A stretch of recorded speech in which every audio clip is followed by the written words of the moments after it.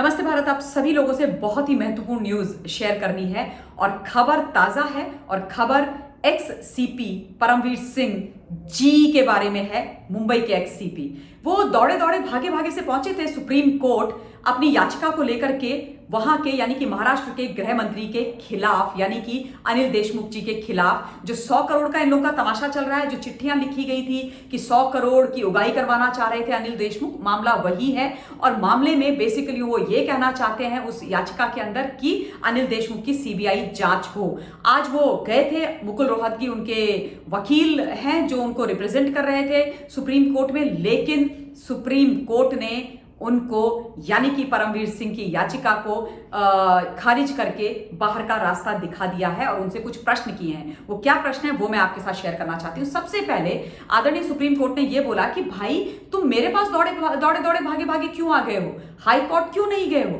High court जाने का option था तो हाई कोर्ट क्यों नहीं गए हो? क्योंकि इस केस के तहत मैं आपको बताना चाहती हूं कि आर्टिकल 226 के तहत हाई कोर्ट में जाया जा सकता है और आर्टिकल 32 के तहत सुप्रीम कोर्ट में जाया जा सकता है। तो इन्होंने 226 को तो कर दिया इग्नोर और 32 का इस्तेमाल करके पहुंच गए सुप्रीम कोर्ट, जिस पर सुप्रीम कोर्ट ने बोला कि प्लीज पहले हाई कोर्ट में जाइए और आपकी ये जो सुनवाई है, ये मामला है, इसका पूरा संज्ञान और इस पर निर्णय प्रॉपर्ली हाई कोर्ट दे सकता है।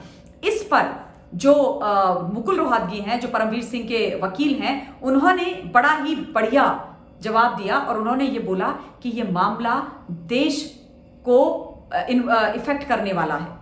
समझ रहे हैं आप? मतलब ये जो मामला है 100 करोड़ के झोल झपाटे का, एक सीपी और एक गृह मंत्री के बीच का जो मामला है, जो तमाशा जो चल रहा है वहां पर, वो देश को प्रभावित कर सकता है।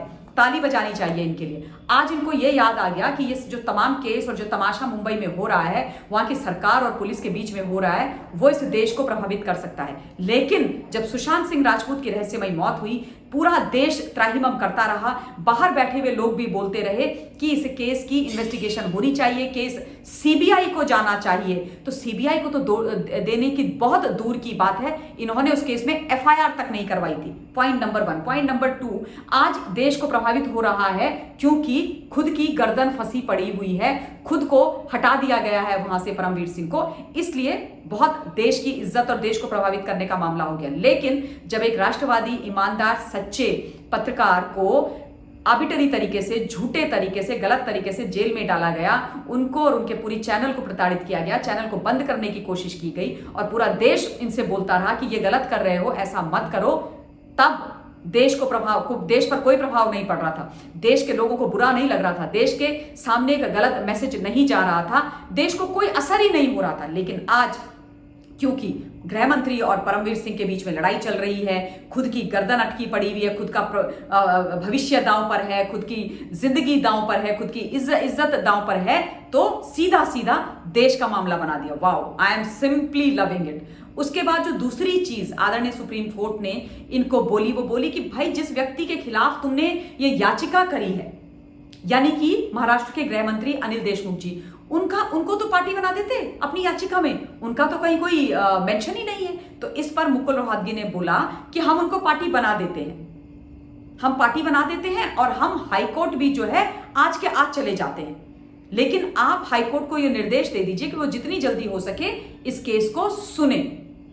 समझ रहे हैं आप? और जब मुकुल रोहतगी ने यह बात बोली तो उन्होंने बोला कि मैं इसलिए कह रहा हूं कि क्योंकि इस केस की जो बहुत ही इंपॉर्टेंट, अहम जो सबूत है वो सीसीटीवी फुटेज है और जितना डिले होता जाएगा उतना उस सीसीटीवी फुटेज के साथ टेम्परिंग हो सकती है, यानी कि जो एविडेंस है वो खराब हो सकता है, ध्वस्त हो सकता है।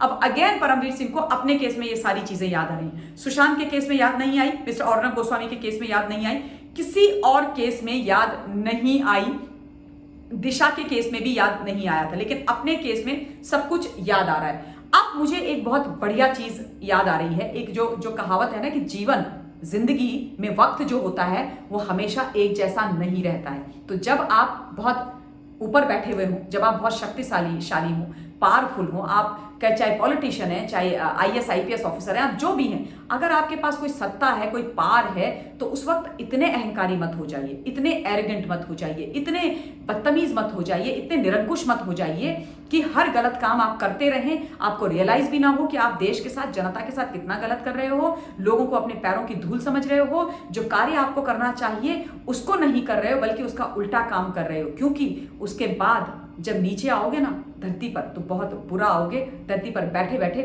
तारे गिनना नहीं, बड़े बड़े तारे दिखाई देंगे। तो यही मुझे होता हुआ दिखाई दे रहा है इस वक्त परमवीर सिंह के साथ।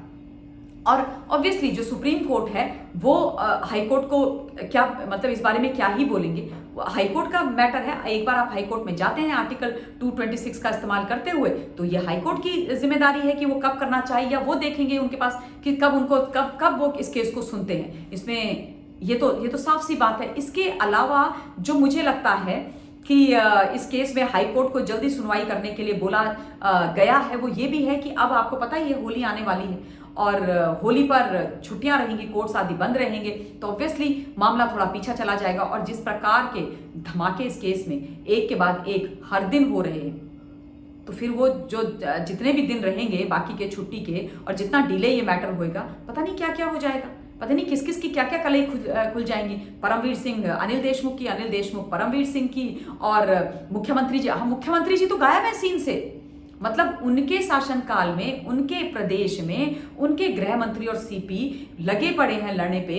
इतनी बड़ी बड़ी खतरनाक चीजें जनता के सामने आ रही हैं, लेकिन मुख्यमंत्री जी कहीं पर भी एक शब्द फूट कर नहीं बोले, एक चीज उन्होंने नहीं बोली। कहाँ है भाई, कहाँ है? निकलिए मुख्यमंत्री साहब, कुछ तो बोलिए, कुछ तो जनता को बताइए कि आपके गृह मंत्री जी ने ऐसा क्यों किया, या आपके जो सीपी हैं उन्होंने ऐसा क्यों किया, या आपके चहेते सचिन वाजे ने ऐसा क्यों किया। तो कहीं पर भी उनसे एक भी शब्द इस विषय पर सुनने को आज तक हम में से किसी को भी नहीं मिला है। आपका प्रदेश है, आप मुख्यमंत्री हो, लेकिन आपने अभी तक कुछ नहीं बोला। आप जो चीफ मिनिस्टर है वो चुपचाप बैठे हुए हैं। बहुत ही सारी ऐसी ऐसी चीजें इस केस में हुई हैं जो शायद आपने या मैंने पहले कभी नहीं देखी होंगी। हालांकि जहां तक महाराष्ट्र का सवाल है, और खासतौर पर मुंबई का सवाल है, वहां पर तो जब से ये तीन तिकड़ी और झोल चपाटी की सरकार आई है, तब से जिस प्रकार का निरंकुश शासन चल रहा था, जिस प्रकार का लॉलेस शासन चल रहा था, जिस प्रकार की तानाशाही चल रही थी, वो हम में से किसी ने देखी नहीं होगी। हाँ, मैं ये बात कह सकती हूँ कि बिल्कुल ममता बनर्जी दीदी की तर्ज पर चल रहे हैं ठाकरे साहब। जिस प्रकार से तानाशाही और जिस प्रकार की चीजें वहां होती थी वेस्ट बंगाल के अंदर दीदी के शासनकाल में, तत्वाधान में, उनके सुपरविजन में, उनके मुख्यमंत्री जब वो थी उस कार्यकाल में, वही चीजें मुझे तो यहाँ पर भी होती हुई दिखाई दे रही हैं। तो ये सब चीजों को संज्ञान में लेना बहुत आवश्यक है, और जिन जिन की गलती है उनको सजा जरूर मिलनी चाहिए, फिर चाहे वो कोई भी हो, ब्यूरोक्रेट हो, आईपीएस ऑफिसर हो, पॉलिटिशियन हो, जो कोई भी हो। अगर आपने गलती करी है तो सजा भुगतने के लिए तैयार रहिए, और सजा जरूर मिलनी चाहिए। मैं इस वक्त इस वीडियो के लिए अपनी वाणी को विराम देती हूँ। आप लोग अपना ध्यान रखिएगा। धन्यवाद। स्टे ब्लेस्ड एंड जय हिंद।